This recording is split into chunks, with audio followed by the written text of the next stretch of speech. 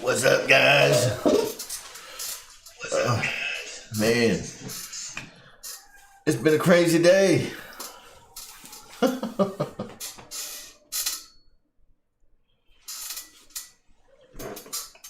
So, excuse me. I just walked in from a long day at work, and what's up, Gooniac? So, I just walked in, scarfed down some dinner, had a whole big show planned, and now I'm just going to wing it. I'm probably still going to do all the things that I wanted to do, but it's just different because I don't have anything here, like, ready to go.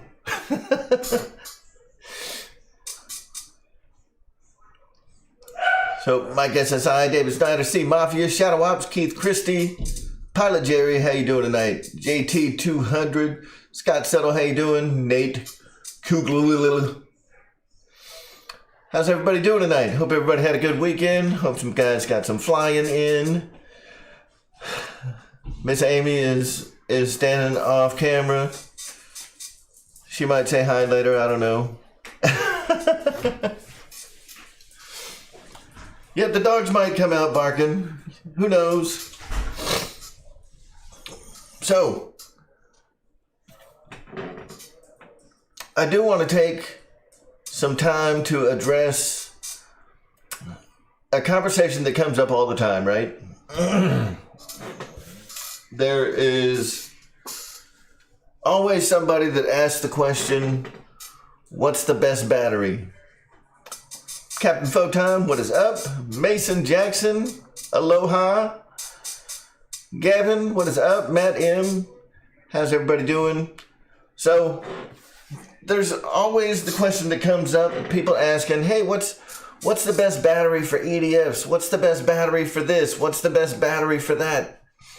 And, you know, I wrote a little spiel because every time that question comes up, you know, how subjective is that answer, right? Everybody's got an opinion, and all of our opinions are worth a hill of beans, right?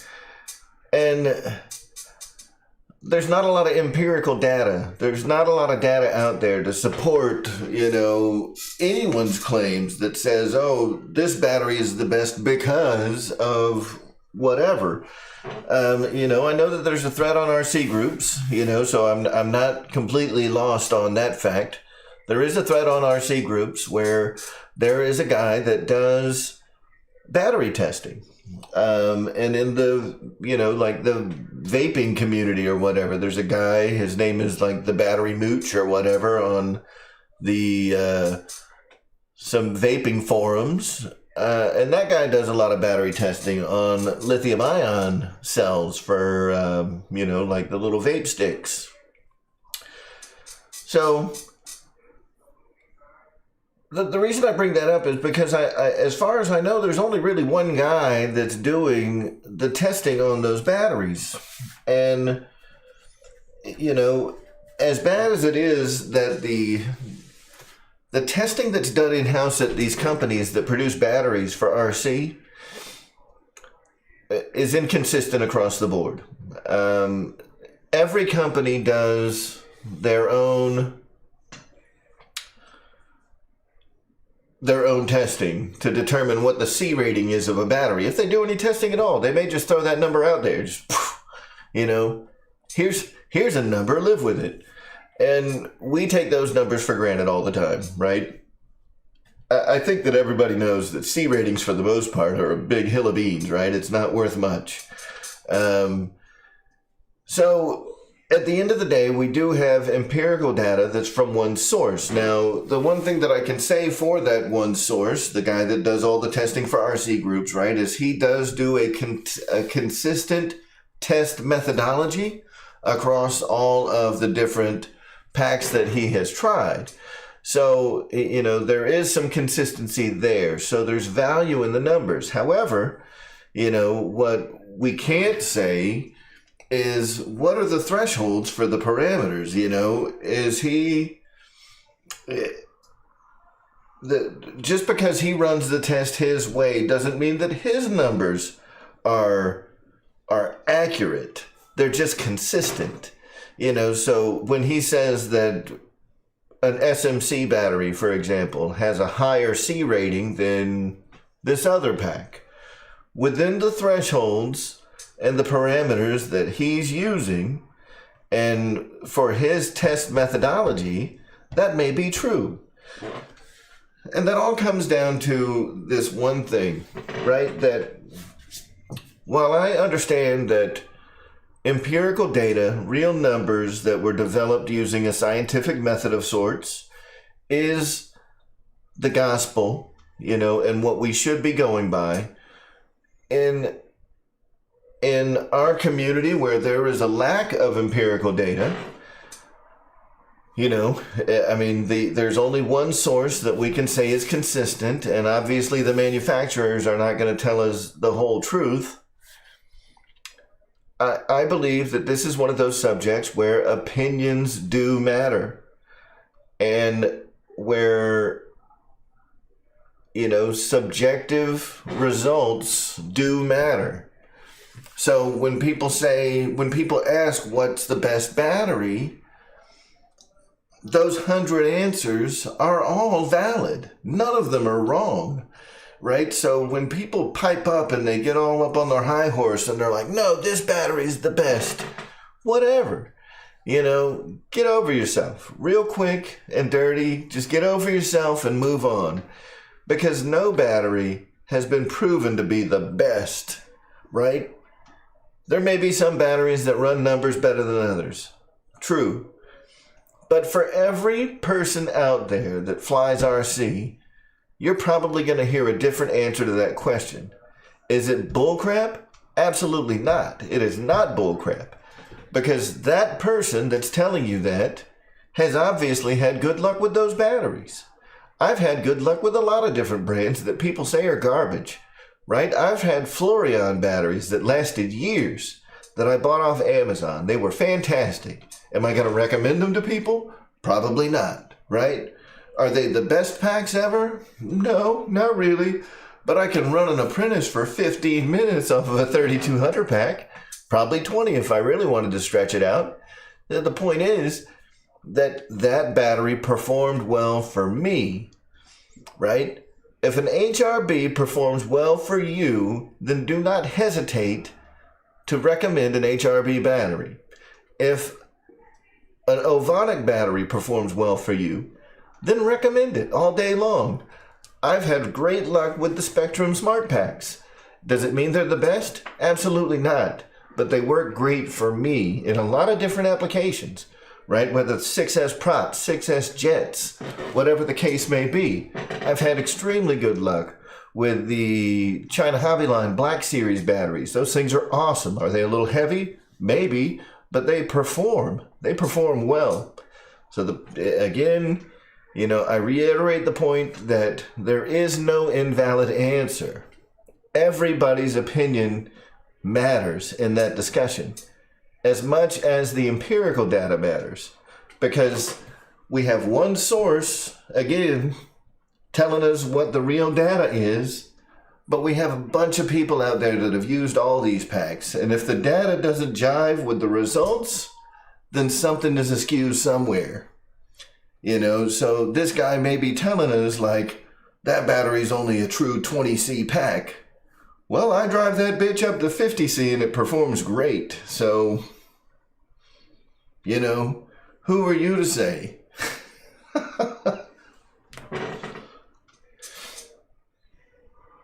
But you guys get it. You guys understand what I'm saying. There are great batteries out there that people have been getting great results with, and those batteries are not trash just because some guy didn't make the top 5 of some guy's list. So what? So what if they didn't make his top 5? If they work well for you, keep buying them. That's what I say. Keep buying them.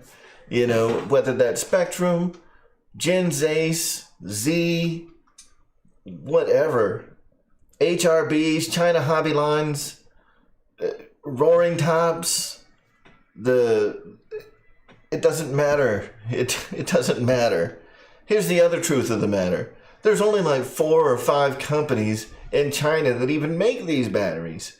So when we're talking about 40 different battery brands, I mean, the math works out in our favor that at least 8 of those battery brands are all made by the same company. Probably more if the truth were known. You know, they're all just cells. They're all just lithium polymer cells. You know, so some companies take those cells and they match them a little better than others. And that's where you're going to see the difference in price as their matching process and grading process for the cells. But all the cells come from the same damn place, guys. So, you know, don't get your panties in a bunch when I say it doesn't matter what you think the best battery is. The best battery is the one that works for you. And as long as you can fly your plane and you get the amount of time out of it that you're looking for, I mean, we're talking like the difference between a 3-minute flight time and a 3-minute and 15-second flight time on an EDF. If you're going to miss those 15 seconds at the expense of saving $50, hey, you know, charge it again. Charge it again and fly another 3 minutes. You know, you're going to be all right.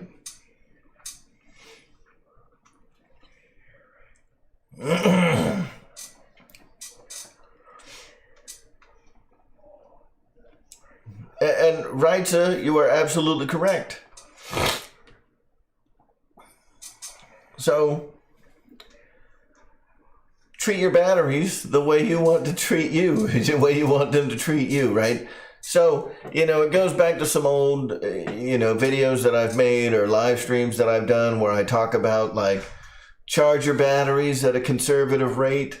Always discharge your packs to storage voltage. You know, there's no such thing as a storage mode. That's a bunch of crap. People are like, oh, I put my battery in storage mode. There's not a switch. You can't go from like mode 1 to mode 2 to storage mode. There is no modes. You just discharge the battery to 3.8 volts a cell, or charge it to 3.8 volts a cell, or 3.9 or 3.75 or whatever. You know, there's a range of like 3.7 to 3.9. I land right on 3.8, dead in the middle.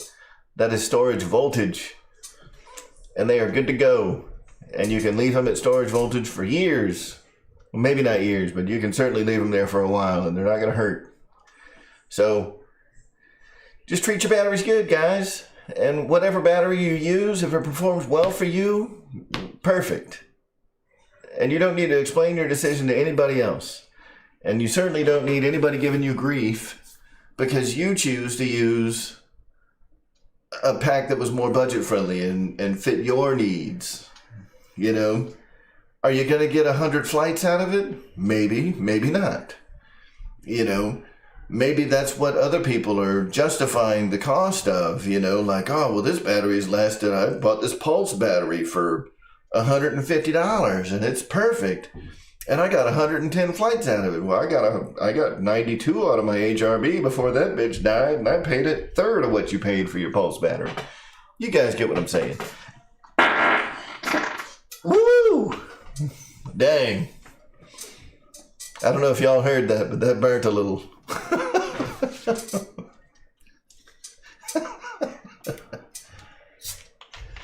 Mike SSI, I got no answer for that. What's up, Mickey B?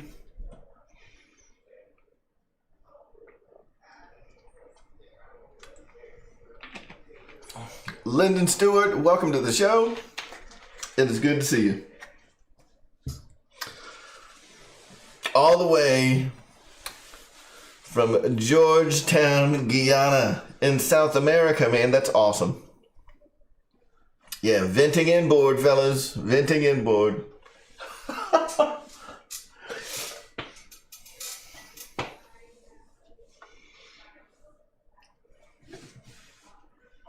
All right. So, I want to show you guys the first thing that I wanted to show tonight. But I did want to address the whole battery situation. All right, let's answer this question real quick. Riker RC. Air Marshal, any thoughts or know why the Spectrum G2 batteries come out of the box with storage set to 3.9 instead of 3.8? Riker RC, I have no idea. I know that was a choice that was made by Spectrum for the G2 pack specifically. I don't know why they set them to 3.9.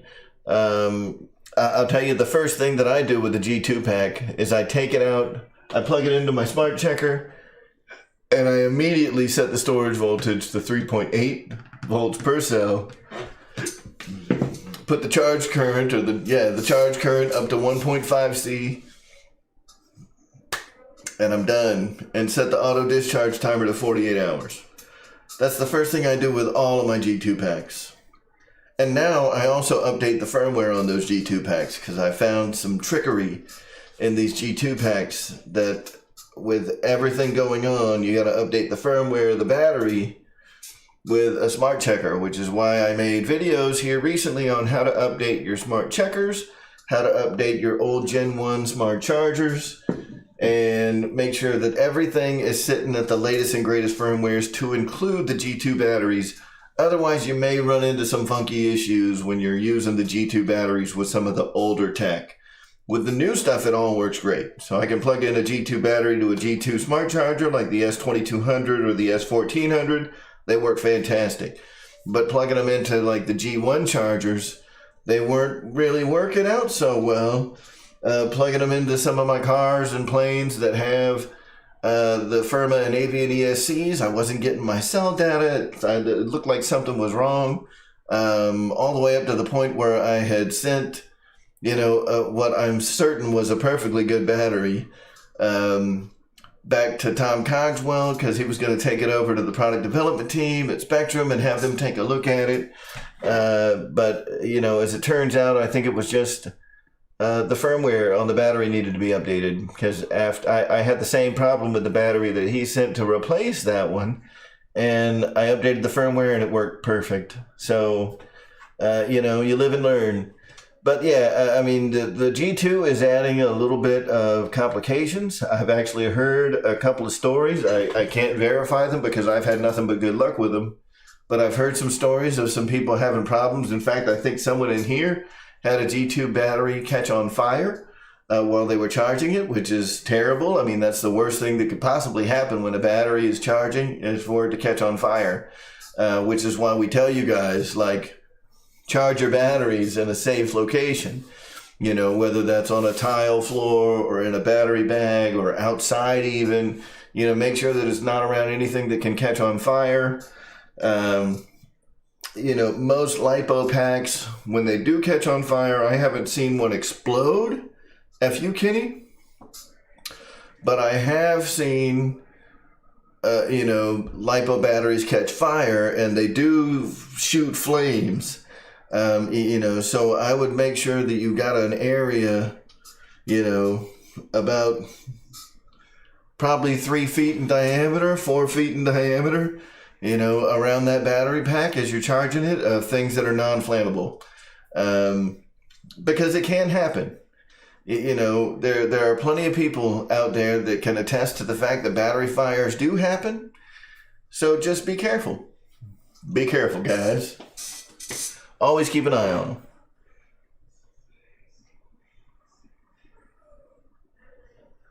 Yeah, AirVexed, there's going to be some issues with them. And I think what you need to do is call Spectrum. So that's one of the nice things. Cat! That's one of the nice things about these Spectrum batteries that I think is worth mentioning and certainly worth repeating if I've said it already, and I know that I have. These are backed by one of the best hobby companies in the world, right?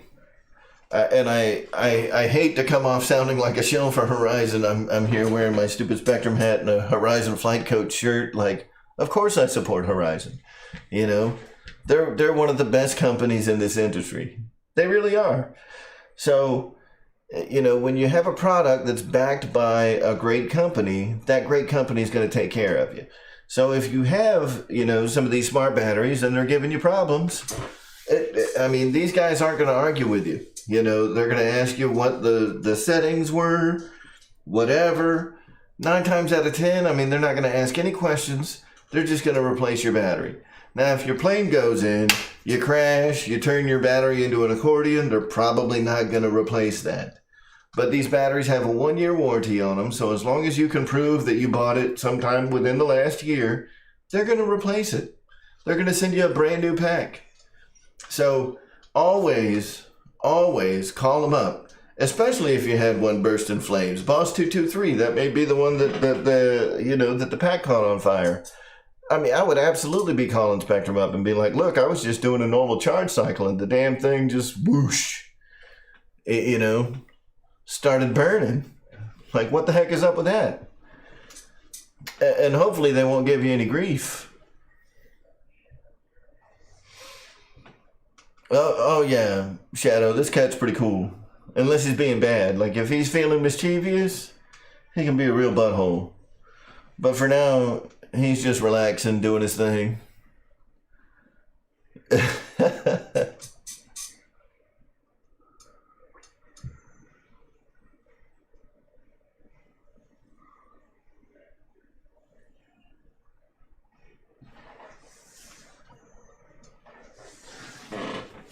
Yep, now, I mean, that's very different from my personal experience. I haven't had any issues at all with the G2 Smart Packs. They've all run perfectly fine for me. I've got, I think, 8 or 9 of them now, and they've all been great.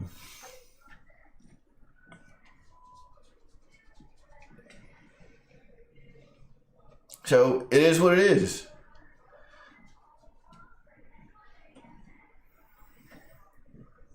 Oh yeah, Scott, he never gets fed all day, every day. If you discharge the battery automatically after 2 days and you want to fly the second day, Scott Settle, yes, it does reset the timer. So if they discharge at all, so every time you start packing voltage back into them, it resets the auto discharge timer. Right?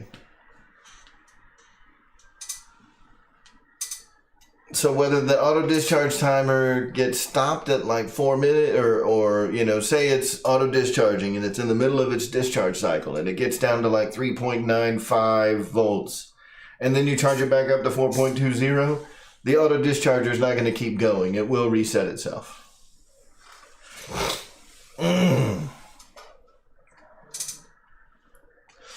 IX12 question. Time-wise, when should I replace my stock battery? Any ideas? That's a good question, Argardin. I've had my IX12 for, 2-3 years now? I mean, I got it when they first came out. And I'm still, no, I'm not using the stock battery. I did replace it with a much bigger pack, but I've had that bigger pack in there for a couple of years now. So, I mean,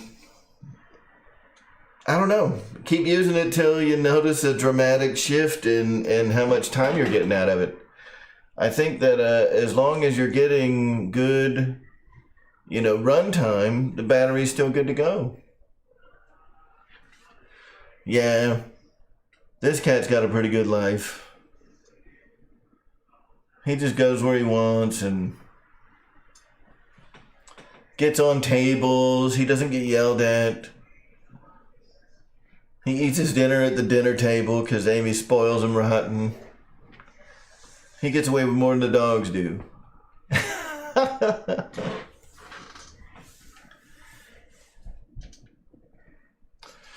All right. Yeah, he's cool like Captain Photon. All right, so I gotta go grab something. and I'll be right back.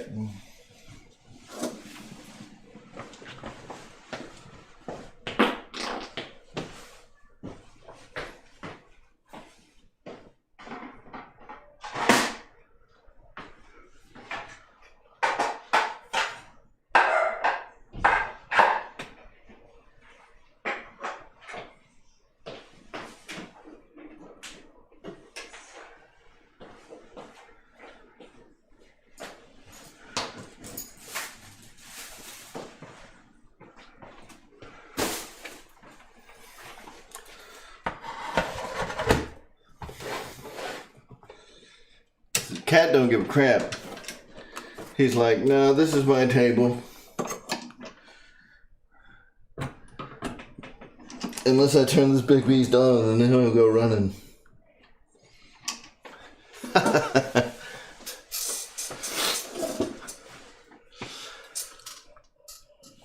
All right. So, I'm not gonna go over all the stuff, but for those of you guys that remember last week, I think we put some wheels on the stock tires of the Gen 8. Well, all of the upgrades, all the bags of stuff that I had, like 20 different little hop up and upgrade parts have all been installed on this thing now. And I just wanted to kind of show it for a second. You know, of course the cat don't give a crap. So let's take a look at all of the cool stuff that we did. Let me try out my. Oh yeah. Oh yeah. Oh yeah. Oh yeah. Having a remote is the coolest thing ever. All right, kitty cat, it's time.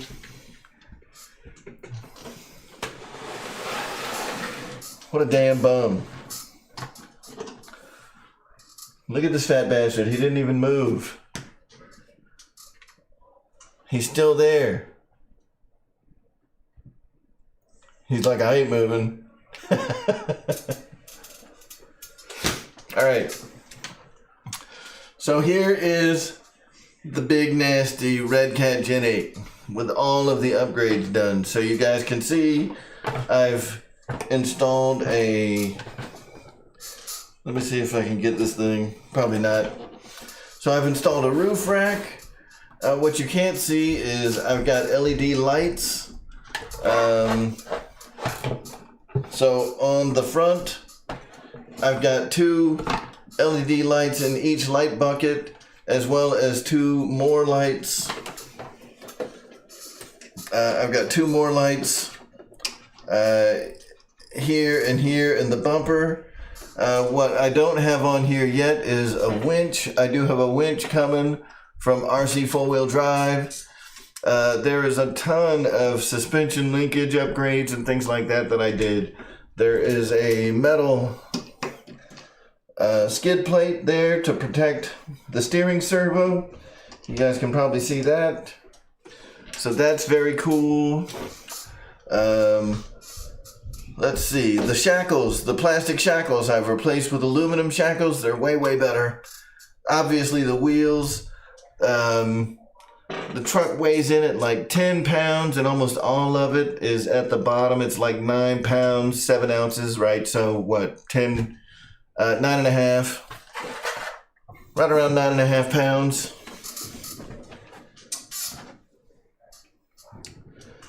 Let me pull the body off here.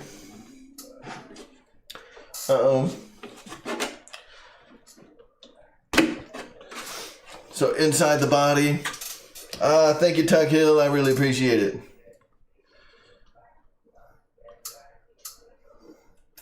So inside here, you can see that I put the magnetic body mounts in there.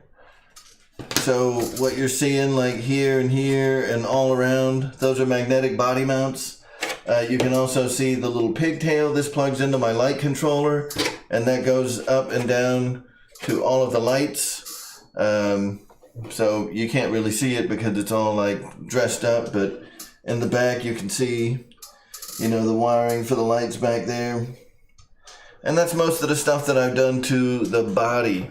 I've got lots of little stickers and whatnot on there. You know, all the different companies that had stuff, as well as the metallic emblems, which came out looking awesome.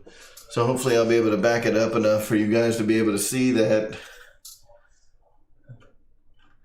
So you guys see that the little metallic international emblem right there? And the paint, look at that. With that close-up, you can see the metal fleck in the paint too. But it's got a little metal emblem for international. The Scout 2 emblem on the side. That is a metal emblem. Also up here, we've got the international harvester emblem, as well as the little rally logos. So those are all, you know, metallic emblematics. Now, some of the exterior things that we're still going to do to the body, I've got 3D printed. Actually, I've got some injection molded windshield wipers that I'm going to be putting on. I've got 3D printed door handles, 3D printed gas cap that's going to go here, and a 3D printed hatch handle for the tailgate, and the little button that goes underneath it. So all of those are going to be getting replaced with 3D printed parts. So cool. That's the body of the big nasty Red Cat Gen 8. I promise you guys, we're going to talk about airplanes today too, so don't go away. Some people think the trucks are cool. We're definitely going to be talking about more stuff than just the truck today. So here's a better close-up view of what's going on with the truck itself. So like we saw earlier, we've got the 4x4 metal skid plate there on the front to prevent the steering servos, or the steering servo, from getting jacked up. So the steering servo is tucked right up underneath there, and you know, that kind of prevents it from taking any damage. All right, now under here we can see our new tie rod. We've got our new drag link. We've got a new panhard bar up under here somewhere right there. So all that stuff is working fantastic. Also, all of our trailing links. So our 3-point links in the front, as well as all 4 trailing links in the back, have all been changed from hollow aluminum links to solid steel links. So they are much heavier. Behind the wheels, there are brass, offset, hex carriers that the wheels attach to, so it widens the track a little bit by about 8 millimeters total. And we've got those nice, brass rims. So the exterior of these rims is CNC aluminum that's been anodized black there in the center. But the center of the rims, what goes inside the wheel, is a solid brass chunk.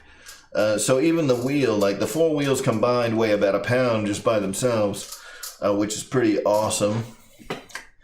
Up here on top, for those of you that are familiar with the Gen 8s, so again, we've got more of our lighting, wiring. Stock, the steering servo is mounted horizontally, it's mounted side to side. With this new piece, this aluminum piece up front, it relocates the steering servo to make the steering servo run centerline, and puts the servo horn directly in the center. So our steering links are way better, and where the steering links were bumping the pumpkin before, that the tie rod between the right and left steering knuckles, it no longer bumps against the diff cover anymore, which is awesome. So all of the issues that I had with it out of the box have been taken care of with all these upgrades. I've also got the aluminum shock towers in the front, which really kind of add to that all aluminum front end here, where that cross member as well as the shock towers have all been replaced with aluminum parts. And on the back, we've replaced the rear shock towers with aluminum shock towers, which look awesome. So everything is much, much better. There's one small part in here that you guys are probably, not going to be able to see. And that's, that's okay that you can't see it. But like right here, these links that your lower suspension arms, your lower trailing arms attached to, on the axles, those links are plastic stock. They've been replaced with aluminum links that prevent them from bending and flexing as the chassis moves around. So a lot of the issues with flex in the chassis have really been addressed by all of the mods that we've done to the Gen 8. And this thing is freaking fantastic now.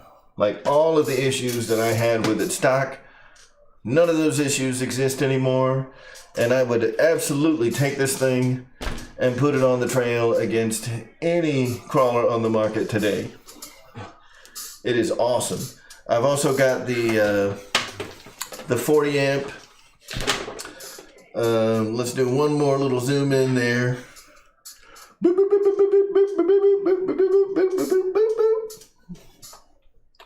All right, and here we can see the 40 amp Avian ESC, right? So that is a smart capable ESC and receiver all built into one unit. Very nice, convenient. You just flip the little, you get it all set up, you flip the little switch. It's your ESC and receiver all built into one box, right? So where I had the stock receiver here, I've just deleted that, it's gone. And just under that, right here, that's the light controller for the LEDs. The light controller does plug into the receiver to get some input data from the receiver that tells it when it's going in reverse, which is cool, and when you have the brake apply. So it does have brake lights, and it does have reverse lights, depending on whether you're on the brake or you're moving backwards, which is a very cool touch. I love that feature. This thing is scaled out, ready to rip. I've taken it out several times now, and it performs as good as it looks. I am definitely looking forward to getting it out on the trails and seeing what she can do.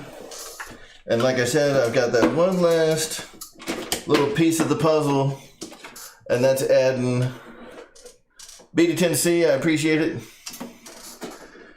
Tug Hill, thank you, sir. The one last thing I'm doing to the exterior, which I think everybody's gonna love, is I got the big dog RC 4-wheel drive winch to go in the front. I can't remember what the name of it is. It's some big brand name of winch. Warn. It is a Warn winch, and they have 2 winches for 10th scale trucks.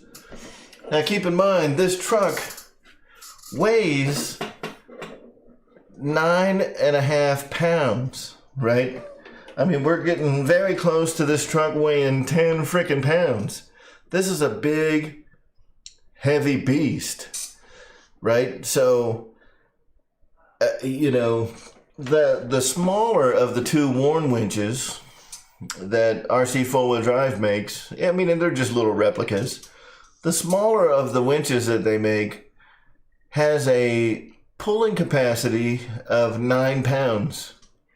So if I'm, doing some scale crap and I need to pull this thing out of a ditch, I mean, it's going to be deadlifting, and it's got friction against the ground. So, I mean, even if it was pulling it straight up, it would break the winch.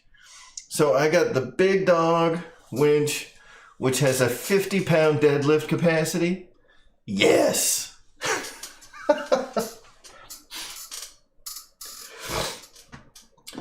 It's got a 50-pound deadlift capacity, and that thing is awesome. So, I'm sure that there's a lot more stuff that I'll do to this. Oh, yeah. So, we'll zoom in one last time on this big Joker. And, you know, I'll have videos outlining all of the different upgrades that I did. But if you look real close, and now that we're all zoomed in, see what's up there on the top of the roof rack? Y'all see that? Them 1, 2, 3, 4 little holes? That 1, 2, 3, 4 little holes. Yeah. Y'all know what's going there. Them 4 little holes. That's a light bar, baby. So what I think I'm gonna do is I'm gonna get 4 either like KC or Hella lights, like the round style Hella lights, and boop, boop, boop, boop. Mount 4 of them jokers up here and have a light bar, which I just think is going to put it over the top, man. That's going to look super cool. Kenny requested to see the lights. He's been begging.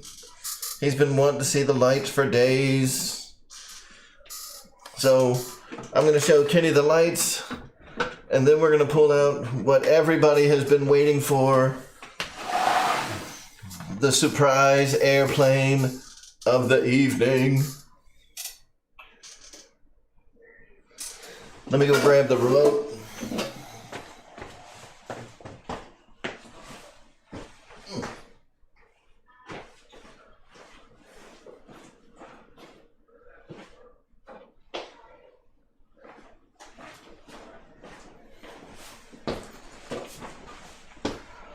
So I've got everything bound up to my trusty Spectrum DX5C.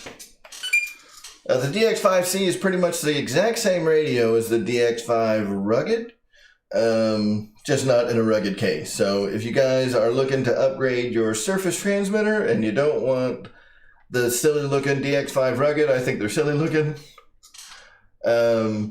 you can get a DX5C and you're going to get all the functionality. And if you want like the Super Mega, get the DX5 Pro.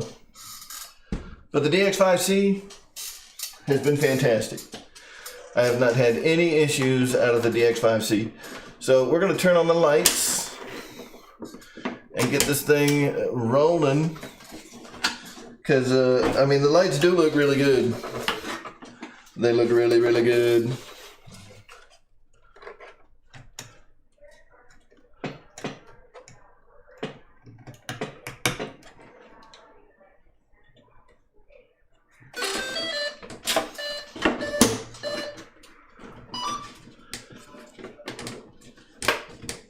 And something that I think that, oh God, the battery's not charged. Oh no. So, people that are familiar with the Gen 8s, you know, like this is the stock servo. On the Spectrum receiver and Spectrum transmitter, the stock servo is much, much more responsive.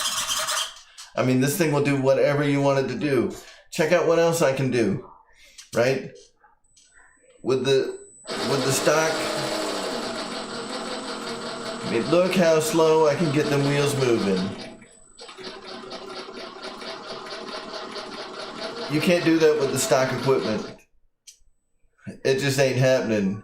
I mean, you've got so much better throttle control with this thing.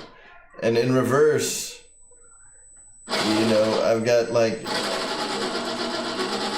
awesome throttle response there. I mean, it's just crawling, which is what you want. I mean, it's a crawler. It's not a freaking speed demon. So anyway, here goes the lights. Y'all can see them up front there. Again, we've got 2 LEDs in each bucket and then 2 more LEDs on either side of the bumper.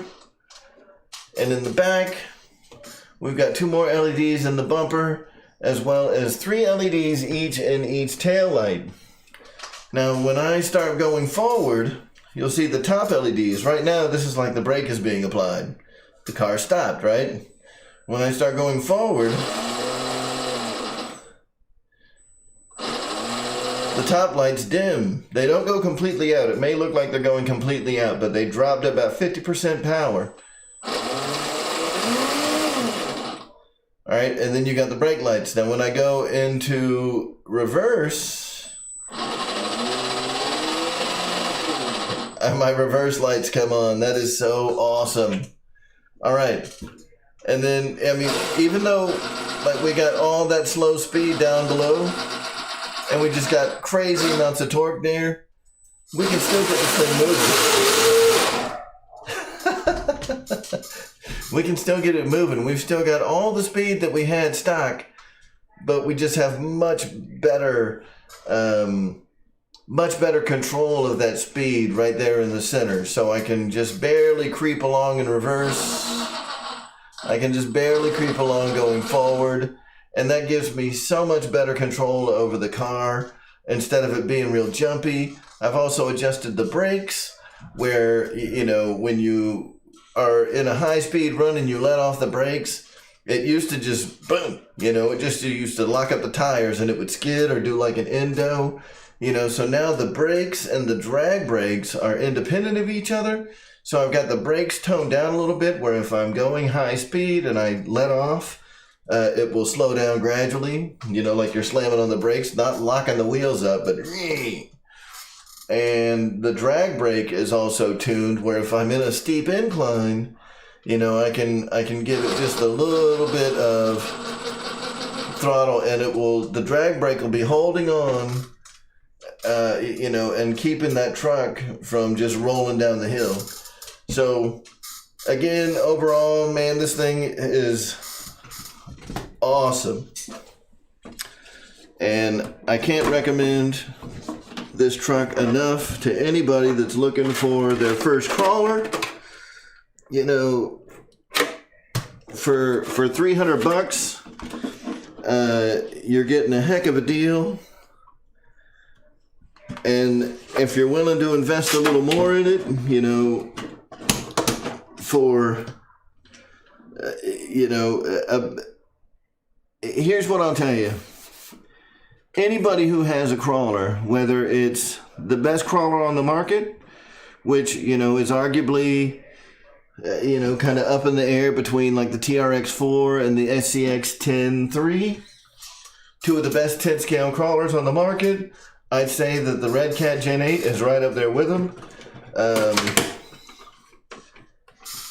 You know, value proposition, I think you get a lot more for your money with the Red Cat. And at the end of the day, you know, if you're looking for something that's budget oriented, this is a great place to start, and you don't need to upgrade your truck to be able to achieve the same level of performance and durability that you're going to get out of, say, the TRX4 or the SCX 10.3. So if you're looking for for a crawler, and you're wanting something that you can make as good as any other crawler on the market, this is an awesome way to get into the crawler game. All right, and now for the moment that everybody's been waiting for. The Axe Edition is awesome. The Axe Edition is like the cream of the crop for the Gen 8s. Now, what I'll say about the Axe Edition, since Shadow brought it up, the Axe Edition is before they came out with the Gen 2. So, with the exception of the front servo and the brushless setup, so the brushless ESC brushless motor, the Axe Edition and the V2 are identical. All of the upgrades that were done to the Axe Edition were added to the V2, with the exception of the motor and the servo. Now the servo has been upgraded for the V2 from like a 20 kilogram servo to a 25, but it's not the, you know, the branded servo that comes in the Axe Edition. So Axe Edition's awesome.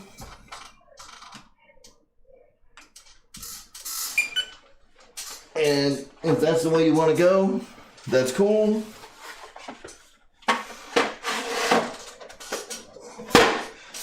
But I think and this is just my opinion, I think the value proposition of the Axe Edition drops when you're comparing the Axe Edition to, say, an SCX 10.3 or a TRX4 at similar price points. You know, that's where I think that the Gen 8 V2 really stands out amongst that crowd, is that what you get in the package with the Gen 8 V2 for $300 just smokes the other two. It's very capable right out of the box. And most people that get a TRX4 or that get an SCX 10.3, all these mods that I did to this one, they're going to do it to those too. You know, so it's not like I'm spending a lot to make it competitive with the TRX4. You know, the amount that I spent to make it as good as a TRX4 or an SCX 10.3 was probably $40.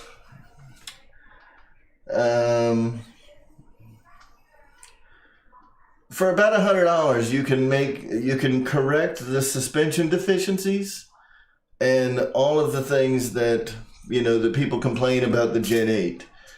All of those deficiencies can be corrected in about $100 worth of mods that will make this thing perform every bit as good as an SCX 10.3 or a TRX4. So that's enough talking about trucks for today, even though I love it and it's awesome and I want to share it with you guys. If you're interested in seeing all of the individual upgrades that were done to it, check out my Instagram, and that is at the RC Air Marshal on Instagram. I've got like everything documented, all of the different upgrades over the past week.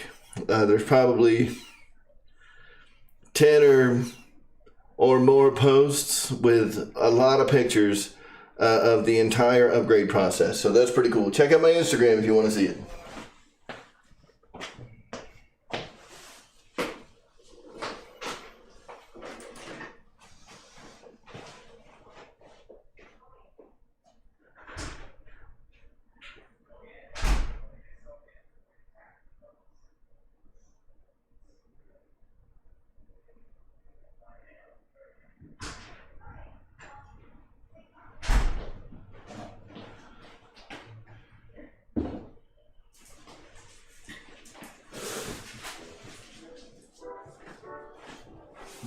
All right, and now we got something for the airplane people.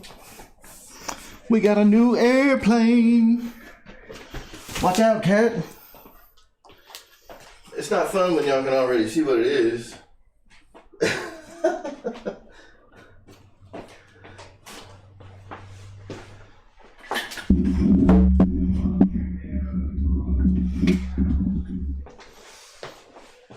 This cat don't give a damn.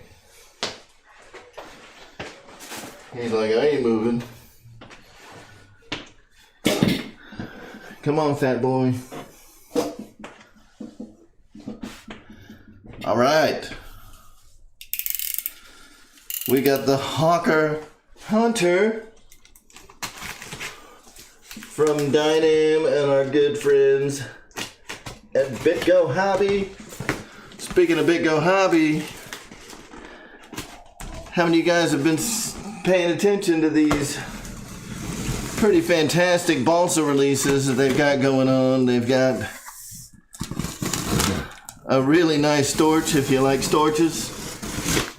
I've never been a fan of the storch personally, but hey man, it looks pretty cool. And they've got a really nice stick. I mean, I know that sticks are basic and all, but man, you can have so much fun with a stick.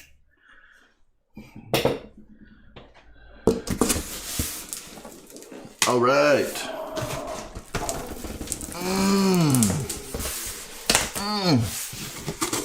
I mean, this is fresh from the mailbox. Oh no. The bottom is coming off.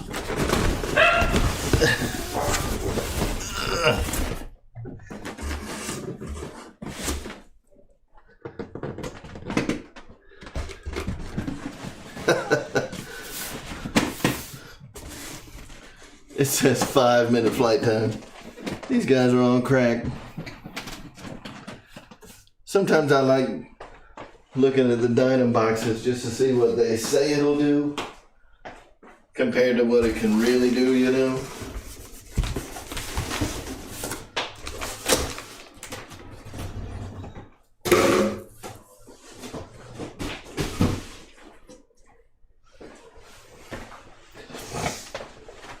All right, so for you guys that haven't figured it out yet, what we're looking at today is the Dynam Hawker Hunter. This is a 6S jet. It is one of the first out-of-the-box 6S jets that Dynam has made, which is exciting. You know, there's been some videos out there on this already, but it's still fairly new. There's not a lot of them here in the United States yet.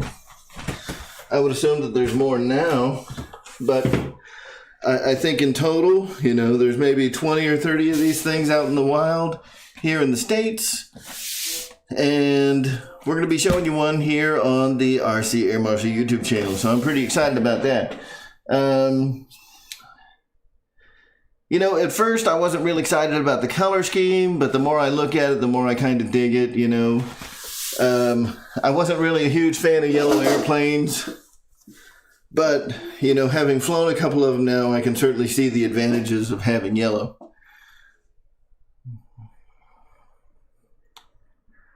It'll go 5 minutes hooked to a truck battery. Otherwise, it's going to fly for about 3 minutes on a standard 6S pack, I'm assuming. If it's like every other jet out there, that's about how long you're going to get. So what time is it? 9:07. Man. I'll give it a whack, fellas. Let's go.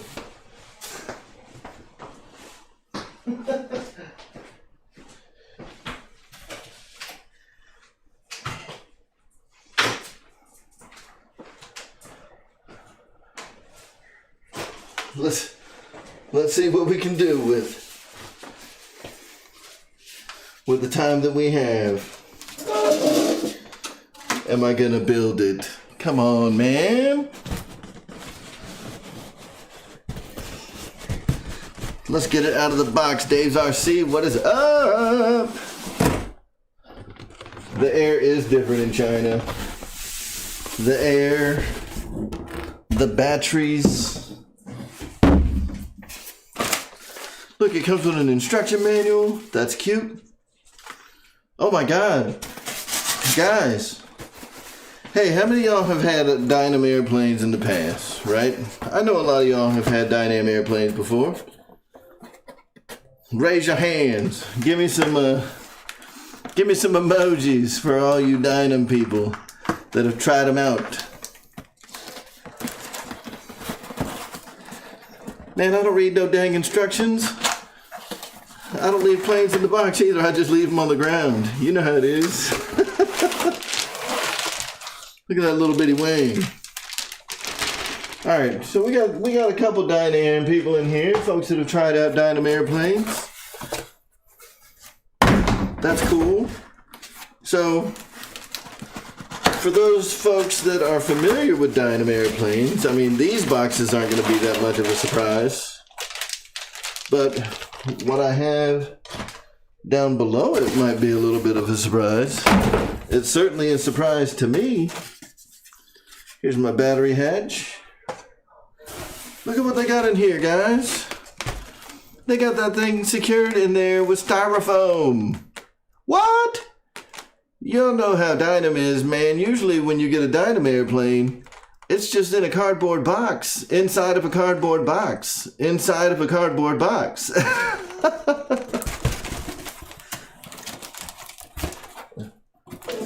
So this is pretty awesome that this thing comes with some foam bits, you know, to protect the plane.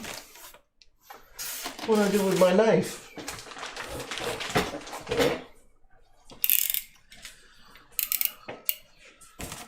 So that is cool. Yeah, I think I'm going to be brave here and try to put this together without reading the directions, because, you know, it's what I do.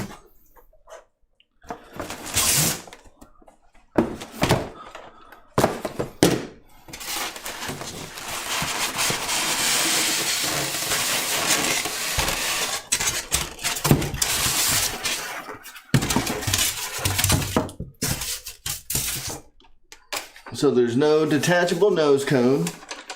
That stinks for people that like detachable nose cones. We do have a little sticker pack right here. So guys, it looks like the only thing there is to this plane is a couple horizontal stabs there in the back and put the wings on, and that's it.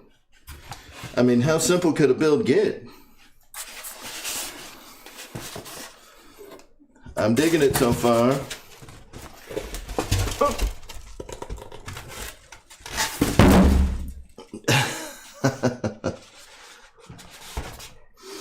Alright, what do we got in these little packages?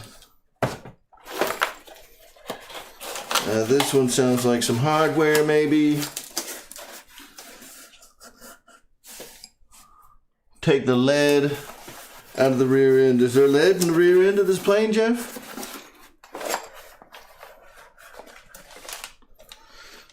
There is a horizontal stab.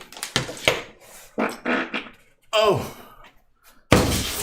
Man, I shouldn't be trusting those. I feel like bad things are gonna happen if I keep trusting those.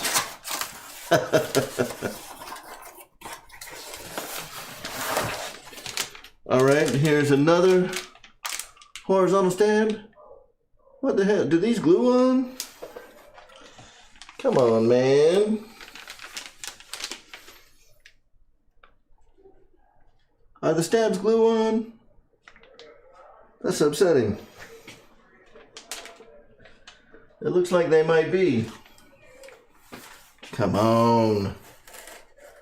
I didn't want to have to glue nothing. And what do we got in this box? This box has an awesome label. This box has the D in it. I'm saving this box for last.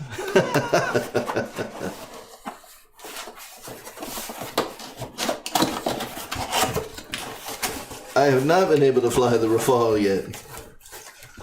The D. The D must stand for drop tanks.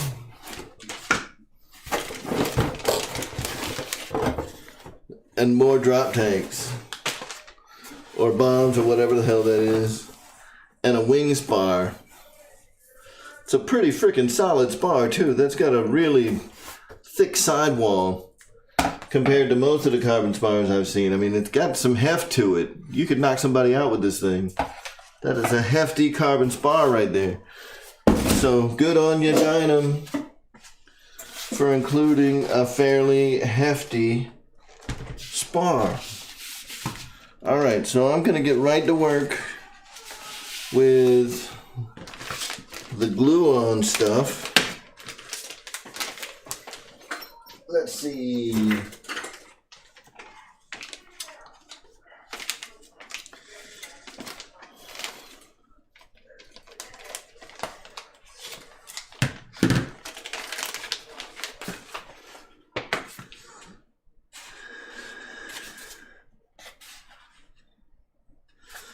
It looks like there should be like a little thin spar somewhere too, but I'm not seeing like a little thin spar that would go in the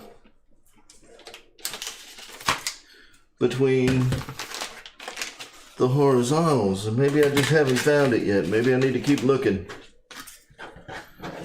Is it somewhere hiding in the box? Did I just not catch it? Did I not see it?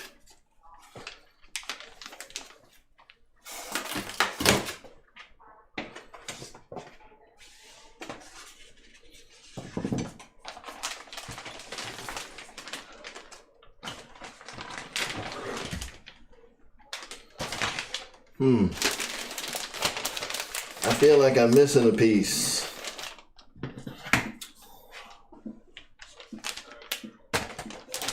Oh, no, I found it. It's in the bag with the cheapy screwdriver.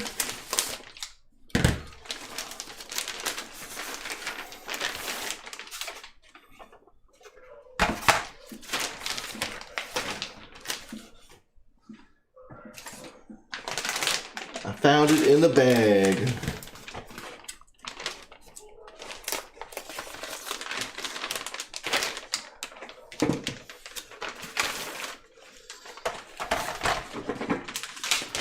So, because it's got a little spar in there, the fact that it glues in doesn't bother me quite as much. As long as there's something in there to kind of hold everything together. Alright. So I've got a pack of glue, or I've got a little glue thing here that I could use, but I know I've got one here that's open already.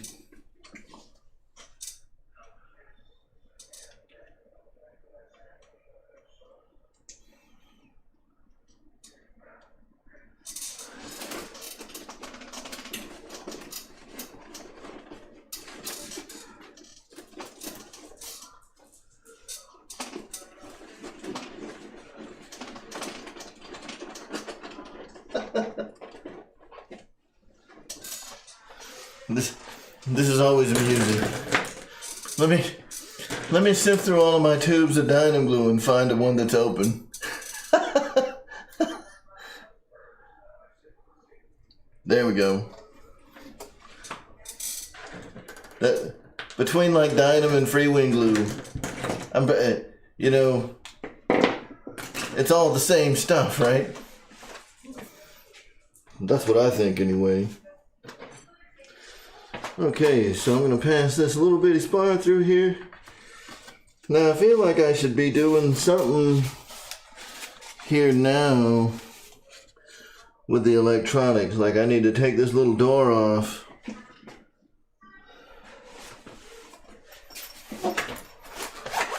So let me do that. Let me take that little door off because I feel like there's something hidden behind there that I can plug my my elevator servos into.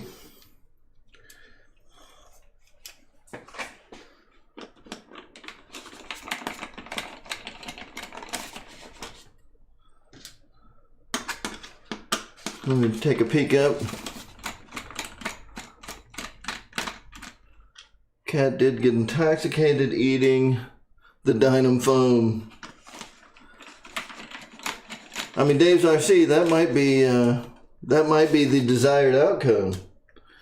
Maybe I want the cat to get intoxicated eating some Dynam foam.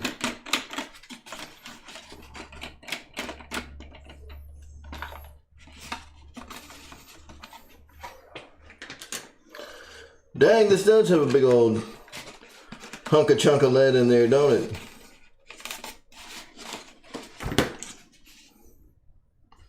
Look at that. Jeff's Custom wasn't kidding.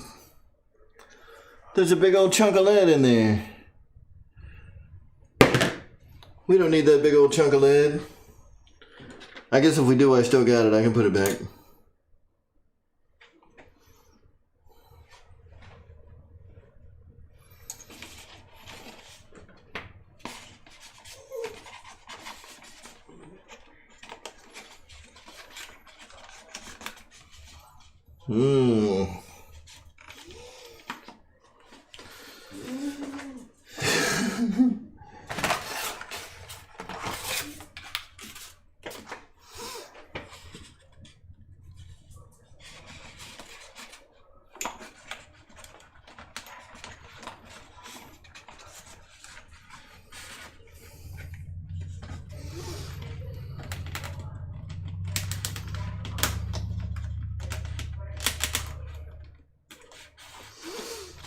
Okay.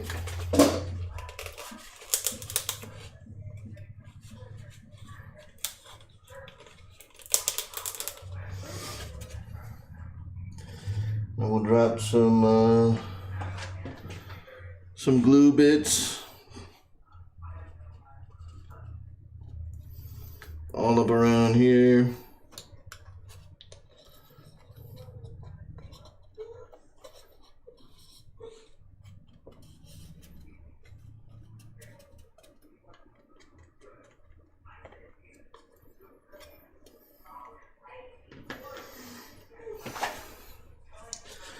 Okay. I'm gonna shove everything back into this little hole here.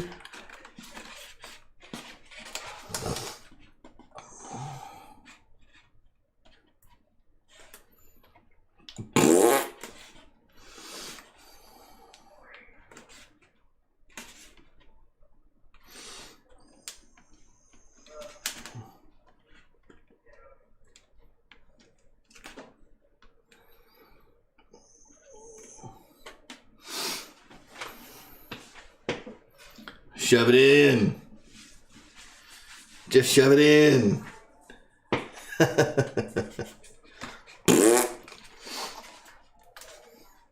And trying to get that glue all nice and stringy. And we got it the way we like it.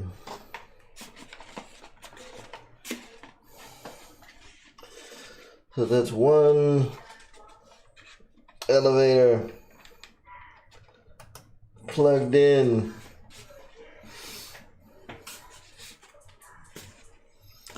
Ready to rock. Our rudder is already good to go. We got our second elevator. Oh, look at that, they got little ball links. That's cute. Dynamo got ball links.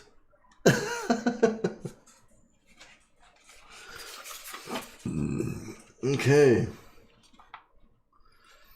Get that guy plugged in.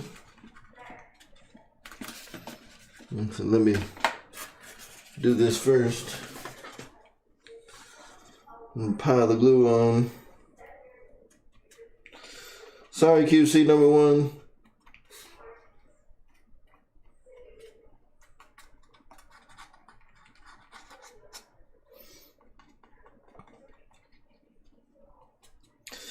So guys, this got QC'd. This actually has a QC stamp on it. Like it went through a quality control checkpoint at some point while it was at the Dynam factory. Now, I mean, I don't know how much truth there is to that, but if they're doing quality control checkpoints at all, I mean, that's a step in the right direction for good old Dynam.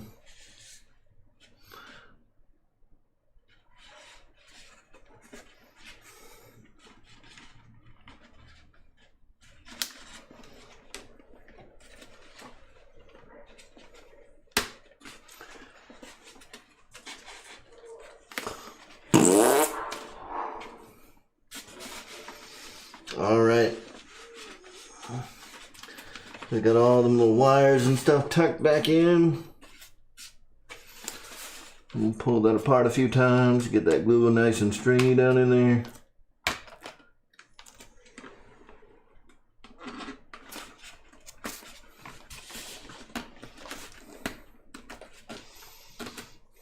Okay.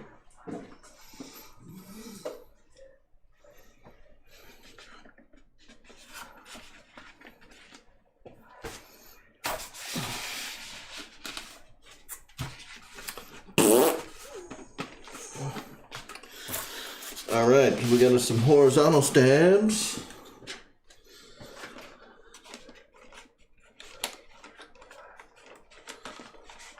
Hooked up. Look at these 4 screws. Hook back into the cover here.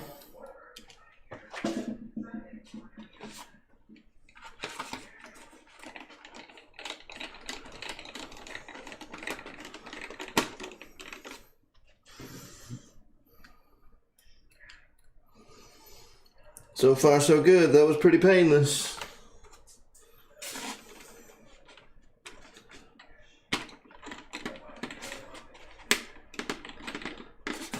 I'd prefer a no glue build myself, but hey.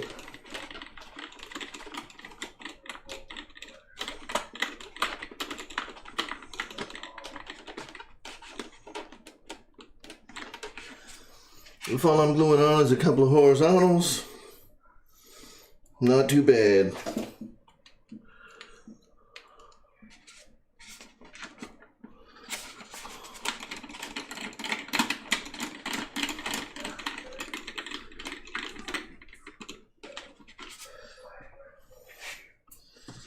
All right, we got this last screw to put in, and then I think all that's left is putting the wings on.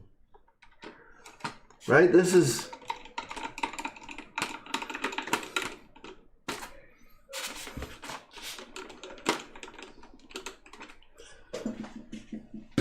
I mean, that's pretty easy. This thing is like every other, like, free winger E-flight jet I've ever put together. It's like Dynam's been listening to us or something.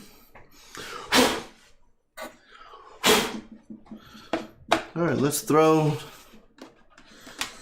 the spar down the middle. Uh-oh. I like the connectors for the wings. Those look like solid stuff.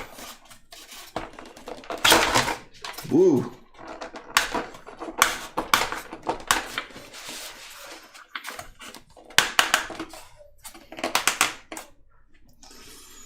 All right.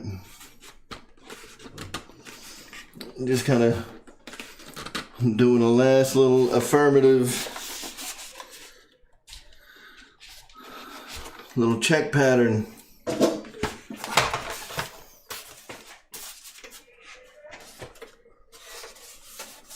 Oh, come on. Man, I like that wing connector. I like that wing connector. All right.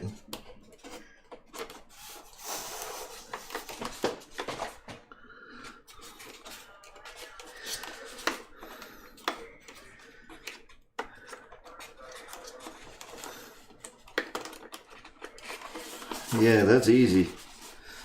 That wing connector's nice.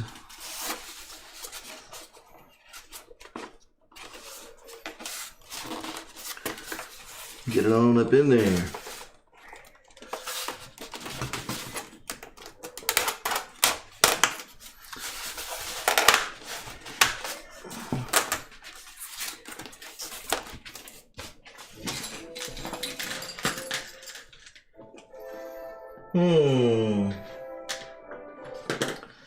Now for the wing, I've got 2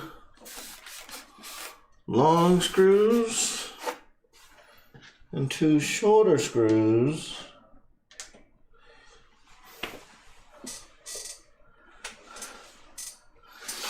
I'm guessing the long ones go in the front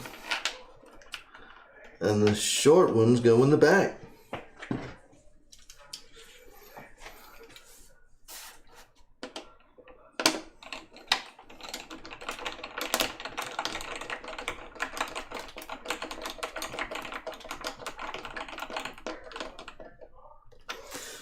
Let's grab a little bite there. Oh, and now I'm getting, I wasn't really paying attention before, but I'm seeing, you know, these fancy new retracts from Dynam with the metal trunnions, like the anodized blue metal trunnions going on. Kind of looks like the same body as the old retracts. But now, instead of plastic guts, it's got some nice metal guts there. That ought to make things a little more durable.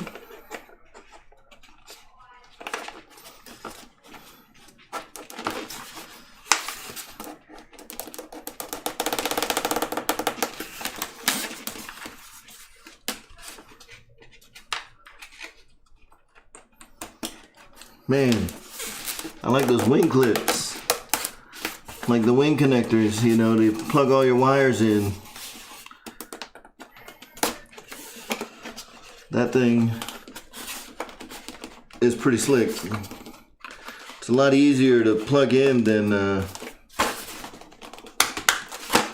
you know, some of the other offerings out there. And it's got a positive locking mechanism, so they're definitely not coming apart. Kudos to Dynam. That's one of the better wing connectors I have seen, period. So that's kind of exciting. And a nice little deal they've got going there.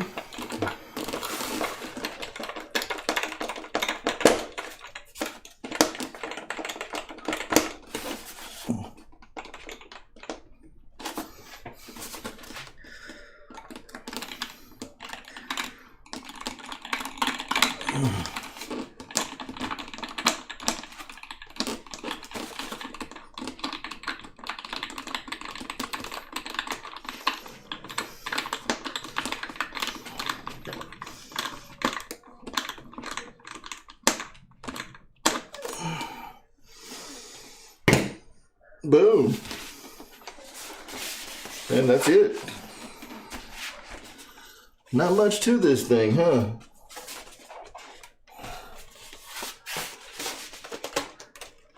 Oh, come on. So, right here is where your EDF cover is. Right here, that EDF cover goes up about half the fuse. Right, so that small section of the fuse right there is only half of the foam on this upper section. So there's a little bit of flex. There's a little bit of flex right there. Yeah. Now, to be fair, I haven't seen a lot of these things, falling apart in the air, so I'm going to give it the benefit of the doubt. We're going to take it up and fly it. But that seems...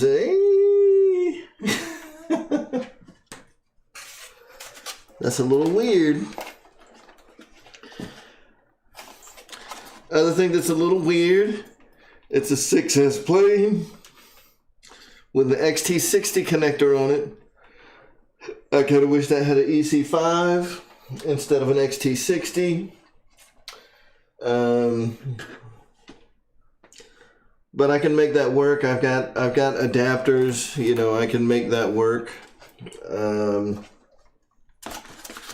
Let's see, we've got just like the PT17. Let's see if we can zoom it on in here. We do have the nice plywood battery tray. I'll move some of this stuff out of the way, where you can see that it's got that laser etching, the Dynam logo, and a plywood battery tray there at the bottom, instead of just being foam like we've seen in the past from Dynam. So that's nice. All of the battery leads and receiver leads look very well marked. So, while there are still some very classic Dynam style components in here, this is certainly another step in the right direction for Dynam. Let me zoom back out.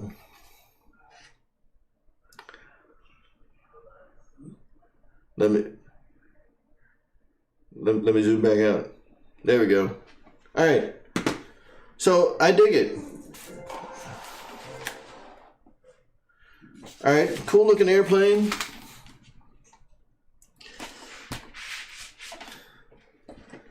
It's got a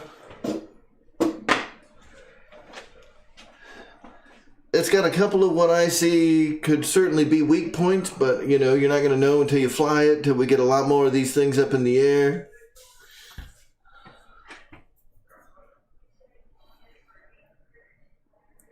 All right, what are we doing, Ryan? Please do, dang. Oh. All right. So I would hook up a receiver, but I was on my way home tonight,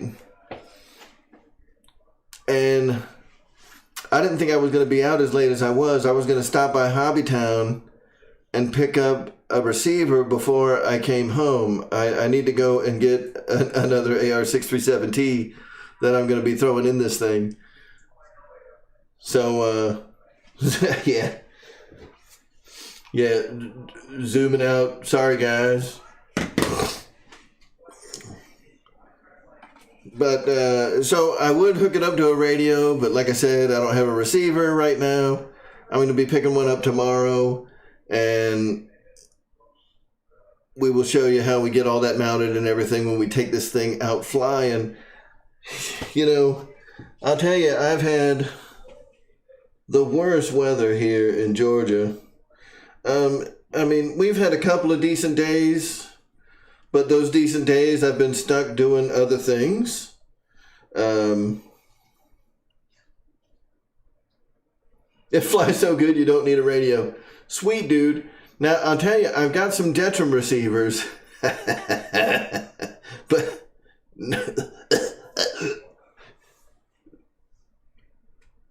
I'm going to put a Spectrum receiver in it. So no, I didn't get out of the job site I was at until 7 o'clock tonight because we ran into some issues and just wanted to make sure that we got everything finished up. And I didn't get home till like 7:50. And I ran in, I got something to eat, I got all that done. And yeah, that really did only take like 20 minutes to put that together, didn't it? So, and Hobbytown closes at 6 because I was going to stop at Hobbytown. So I'm going to be picking up a receiver tomorrow. Hopefully they have some in stock. If they don't, I'll have to order it. Because somehow I've ran out of receivers, y'all. The receiver guy, I've run out. I do have an FR Sky receiver I could throw in here. But I really want to do an AR637T. I don't know. Maybe I should do the FR Sky. I really don't feel like this needs a gyro. What do you think, Bobby? Big Go Bobby?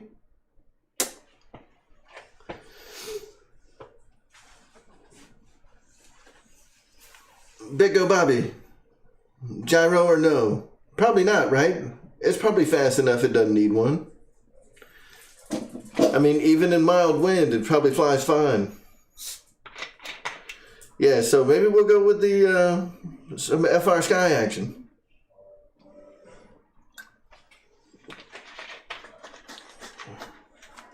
Keith Christie, I like the diversity antennas that the 637 offers.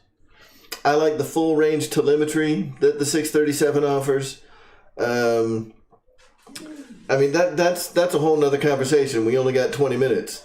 There's a lot of reasons that I like the 637 better than the 630 or the 631. And most of it has to do with full range telemetry and diversity antennas. Nice, long diversity antennas that I can position anywhere I want. You know, I can create that 90-degree, crossed radiation pattern or cross reception pattern, actually. So I shouldn't lose reception at any time. I've had a 630 kind of go haywire on me. I don't want to experience that again. For those of you guys that have had good luck with the 630s, more power to you. Keep using them. I don't want to use them again. I lost a plane with a 630 in it, and it's one of the first times that I've truly just completely lost signal on an airplane. Maybe it was just dumb luck. Maybe it's a bad receiver. I don't know. I'm not going to take that gamble anymore. I'll spend the extra $20. Call it insurance. Call it what you will. I'll spend the extra $20 and get me a 637T.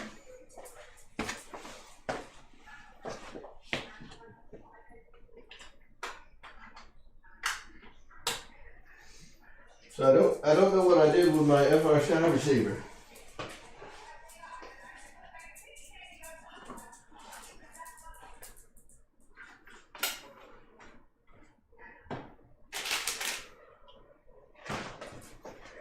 That's all right. Oh, hold on.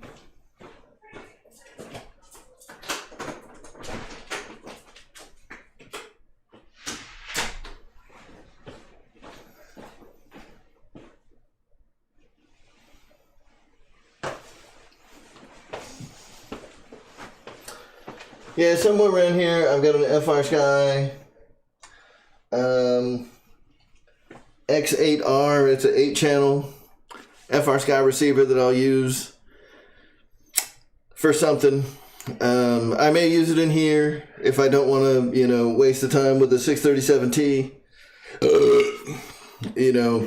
Most of my jets, I actually fly it without the gyro, and what gyro is there is so mild that it's not there to really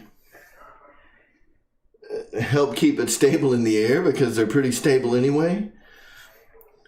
it just smooths everything out. Like if it's getting rocked around in the wings, I may fire it up and, getting knocked around in the turns or whatever. You turn it on and it makes it a little more smooth through the turns. But I really don't set a lot of gain on my jets because they just don't need a lot of control surface movement for the gyro to have a nice smoothing effect to them. So, I may not do it at all. I may use that X8R receiver if I can find it. I don't know where it is right now. Sorry. Yeah, exactly, Pilot Jerry, and bind it to the TX16.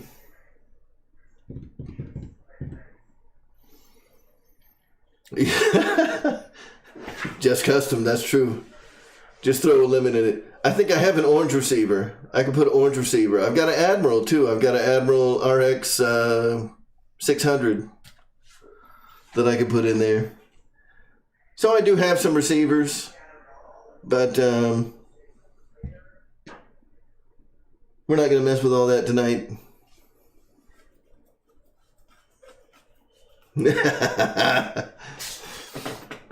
No, I get it. Yeah, those Admirals, man, they'll bite you. Yeah, I know. I'm not drinking Coke tonight.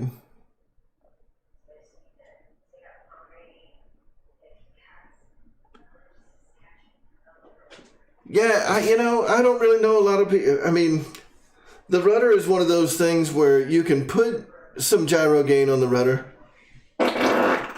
Damn. And, oh.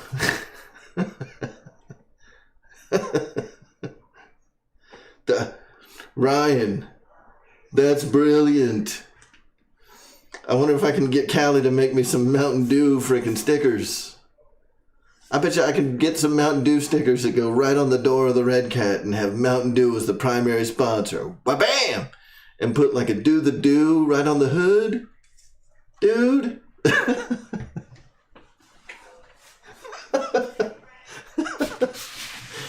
Yeah, but unfortunately, Bobby, I can too. And it's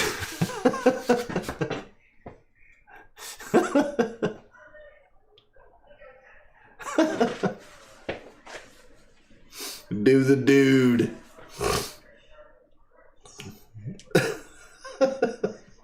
Yeah, the cat done ran off. This is usually by the time that the dogs come running down, like, hey, what's that delicious flavor I can smell in the air?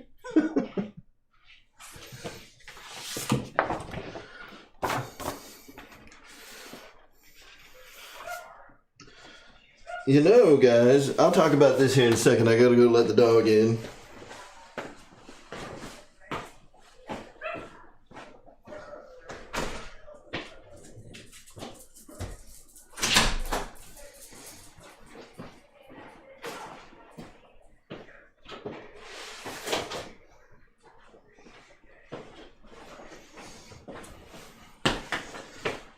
So, I want to bring this up because here's the stickers for the Hellcat, right? This is an older Dyna model, but even some of the newer Dyna models. So, the PT-17, for example. When you look at these stickers, you can kind of see that they've got a glossiness to them, right? And that's the way Dynam stickers have been forever. They've always had kind of that glossy sheen to them, even though you may not want, like if your model is not glossy, why would you want a glossy sheen? Something that is pretty new for Dynam, from what I'm seeing, unless I'm just completely crazy and Dynam does this for other models. The sticker sheet for the Hawker Hunter is a matte finish, a nice matte, non-glossy finish. That's awesome. I know that shouldn't be like something that shouldn't be what impresses me the most about this one, but it's another one of those things where, Dynam's not putting I mean, they're still not putting the stickers on the plane for you. You got to do it yourself. But it seems like it's a much higher quality sticker. Band O2. You know, that's probably true, George Watts, that throughout the course of the evening I've burnt the glossiness off of these stickers.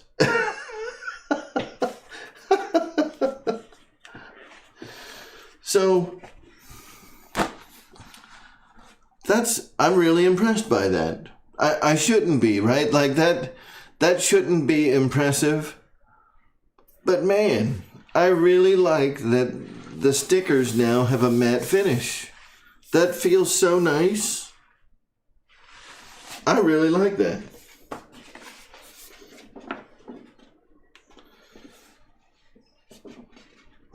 Swiss watches. We got some big Powered by Tomcat stickers.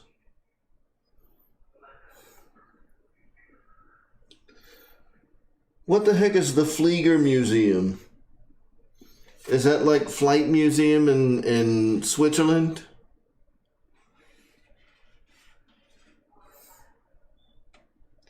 Historisch. Siege ejectable. Schluderschlitz. Danger.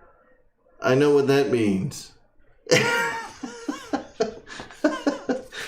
I have no idea what these stickers say, but they're cool, man. I'm definitely going to be putting the stickers on this thing. I like that they're already matted out, and I don't have like a matte finish with a glossy sticker on it. I always thought that was so stupid. I really hope that this is something new that Diadem is going to be adding to all of their models. Is, you know, for the models that are supposed to have a matte finish, give us matte decals. Like, that looks great.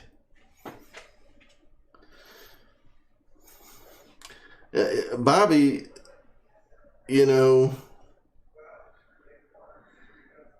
I think we're on the dry side of things tonight, but I'm definitely going to have to go check after the show.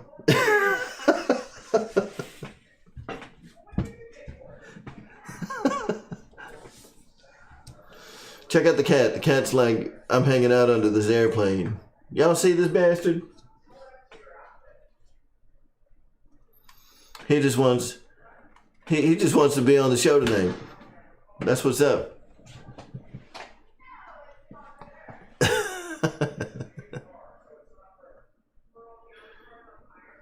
He's going hunting with the hawker.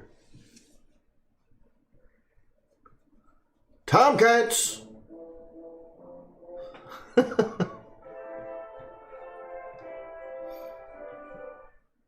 Yeah, where were you when I was putting the Hellcat together, you bastard? Where were you?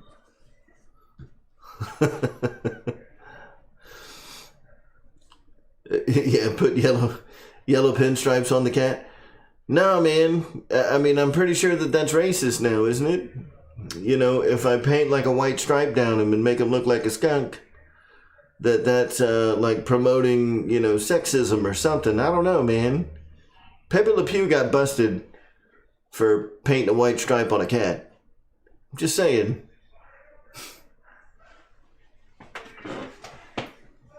I'm offended.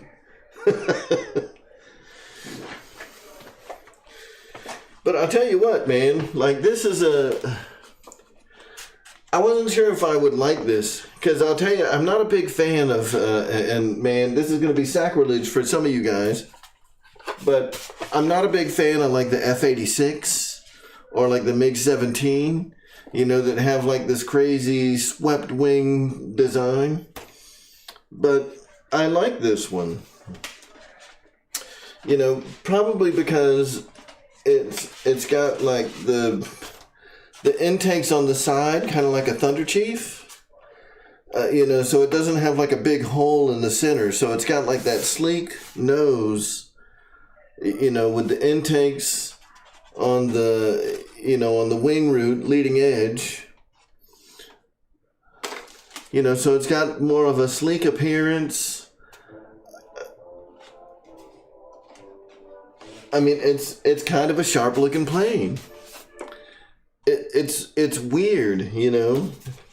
And that's, I mean, guys, that's kind of what makes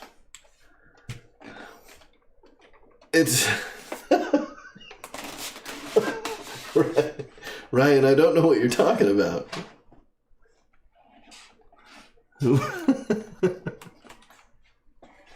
That I don't like F-86s? I mean, come on, man. Look, I know there's a lot of people that love an F-86. It's just not me, man. We can't be friends anymore if you don't like an F-86. We can't be friends. But there's something about this one that I appreciate. You know, it's got a little more of a sleek appearance than the F-86.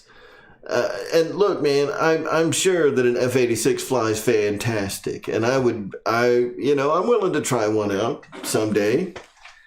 Maybe I'll get one of the free wing F-86s. Who knows? It's not like you got a lot of options in the F-86 department. You know what I mean? Actually, hasn't there been a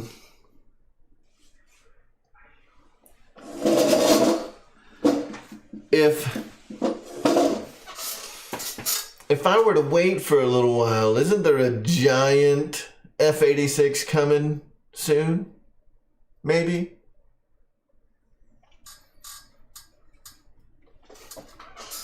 Maybe?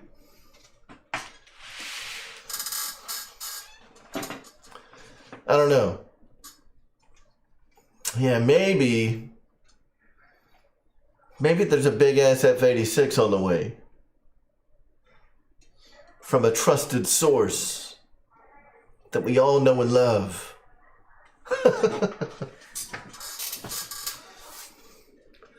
All right. So I may try an F-86 at some point. And, you know, I'm sure that when I try it out, it's probably going to be fabulous and I'm going to love it. And I'm going to be like, man, I should have gotten an F-86 a long time ago. But at least for now, I'm happy with my decision to have never flown an F-86 because I just never cared for them. They just don't look super sexy to me. And there's got to be some sex appeal to the planes, you know? Like, they got to look good. They got to look the part. You know, like, all the planes that I have around me, you know, they all have some kind of sexiness to them, some kind of appeal, something that makes them different, something that makes them stand out. And like the F-86 is just like someone took an old fat piece of crap plane and took the wings that used to be like this and just just bent them down and was like, go.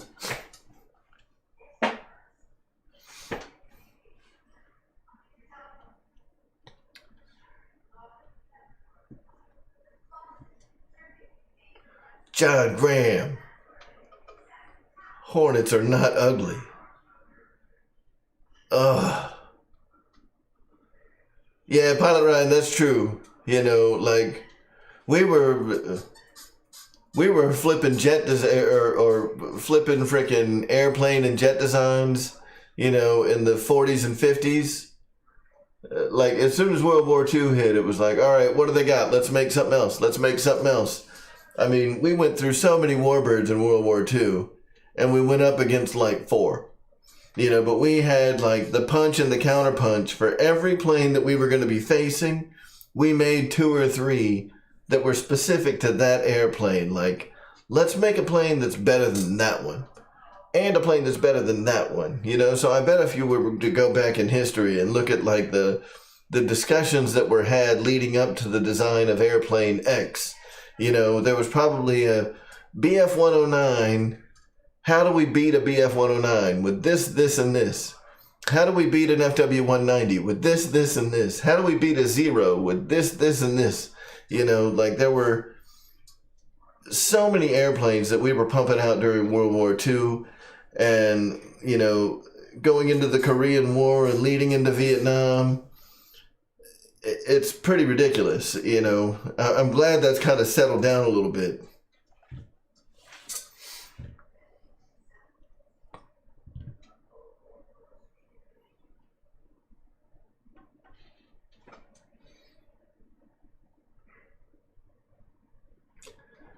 So yeah, I'm definitely going to fly an F-86 at some point.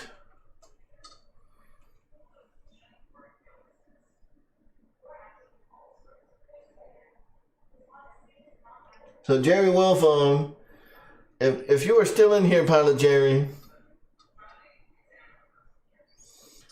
the XBC 100 does have a current limitation on how much it can power, right? So if you're trying to run like 3 retracts and sequence gear doors off of the XBC 100 servo output, you're probably not going to be able to do all of it. Because I think that there's a current limitation through the XBC 100, and if it sees the current shoot past that, it'll just stop.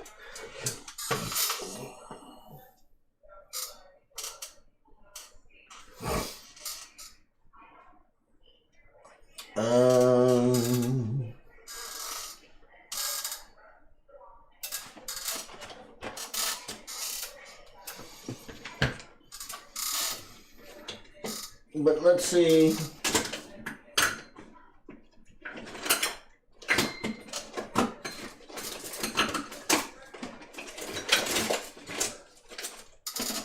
What do I do with my high test servo tester? This will probably get the cat to move, although I doubt it. He don't move for nothing. I'm gonna have to put a little piece of tape on the back, a little pull tab, to get that up. We got a couple of minutes left before Guniac jumps in. So I am going to power up this here servo tester, which, yes, it's not the smart checker, but I think this guy actually works a little better than the smart checker, specifically for things like retracts. Smart checker's great for like zeroing servos and, you know, setting your linkages and all that stuff, but for something like this, where I need a little bit of extra juice, we're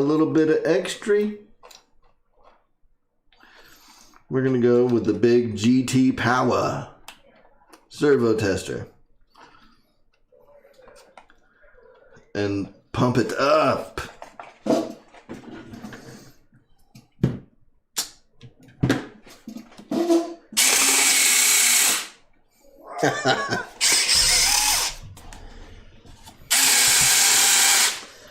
Oh, look at that. All the lights come on with the gear too. Y'all see the lights? Yeah.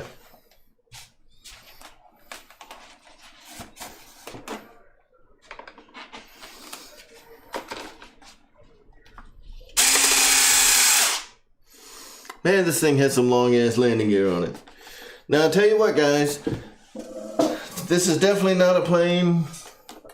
So underneath these little plastic shrouds, it's just a straight wire landing gear, right? These are not like articulating. They are not suspension struts. These are just standard wire struts. So if you got like rough grass landing gear, probably not the best gear for taking off out of grass.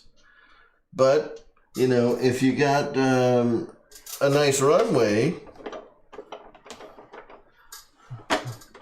I'm sure they'll do fine on a runway if you can bring it in nice and even and not just pancake it in every time. You know, point is, you're going to bend these if you got hard landings. You know, but if you're nice and soft on your landings, this thing's going to treat you right. Let's get that landing gear tucked back under. Well done. Cool.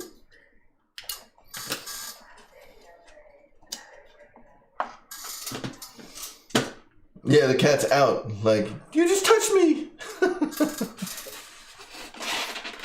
The cat was out.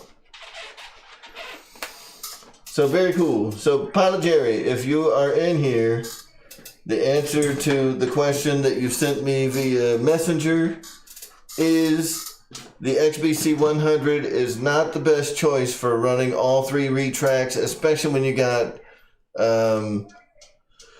sequence gear doors that go along with that. I mean, the more stuff you're trying to run off of that servo checker, the more issues you're going to have with it. The XBC 100 is great for driving a single servo, but when you try running more than 2-3 tops, you're going to run into issues all day long. If you're looking to run retracts, get you something like this little GT Power thing. They've got these all over the internet.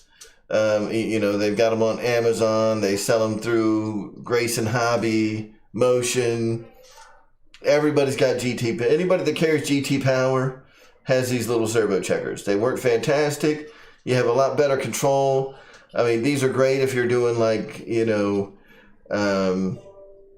if you're doing anything with like throttle, propellers, where you have much finer modulation of that control and can, tweak it on and off.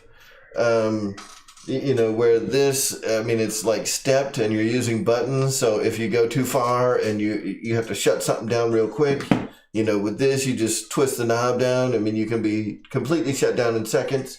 With this guy, you got to sit there and hold the button. It could take 10 seconds, to go from one extreme to the other. So I don't recommend this for anything other than like testing servos, checking midpoints, making sure that all of your mechanics on your control surfaces are good to go. But other than that, for everything else, I still have, an old school analog servo checker.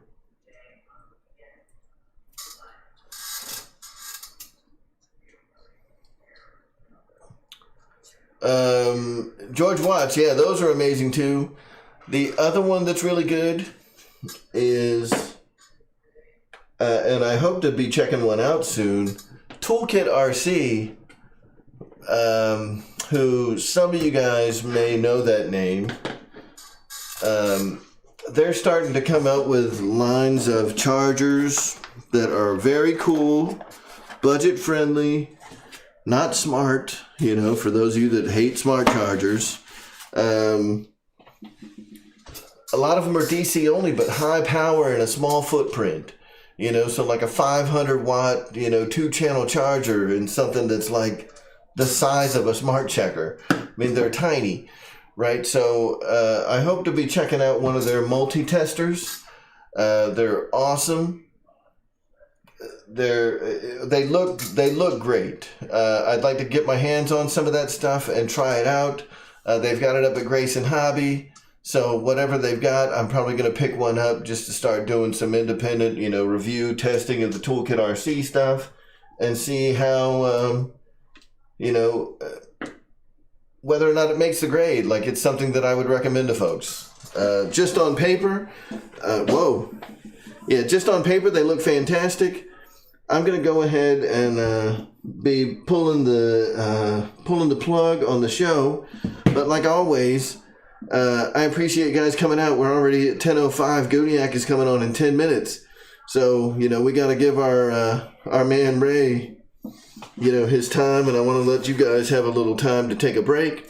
It was fun showing you guys the Red Cat Gen 8 and all the stuff that we've done to that. And we're definitely going to have some videos on the Gen 8 really documenting all of the different stuff that we did during the upgrade process. Also, be sure to check out my Instagram. Everything is on the Instagram, right? So if you're not already following me on Instagram, hit me up over there. That is at the RC Air Marshal on Instagram. I also have Twitter. It's like the, who cares? There's a Twitter account out there if you want to follow me on Twitter. If you're interested in picking up a Hawker Hunter, folks, visit our friends at BitGo Hobby. Go to rcairmarshal.com and click on the BitGo Hobby link. They've got Hawker Hunters in stock now. So the first wave of them, about a month ago, there was only like 20 in the container. Bobby's got some Hawker Hunters in stock right now. So click through rcairmarshal.com and go and get you a Hawker Hunter from Big O Hobby.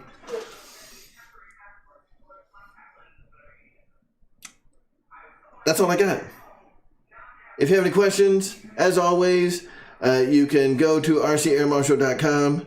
You can click on the contact link at the top, fill out the form. It'll send an email directly to me.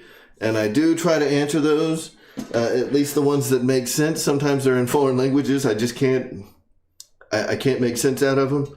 And I apologize for that. Anyway, if there are any other things, I mean, there's a plethora of different ways to get a hold of me. You can direct message me on Facebook. You can direct message me on Instagram. Again, follow me on Instagram at the RC Air Marshal.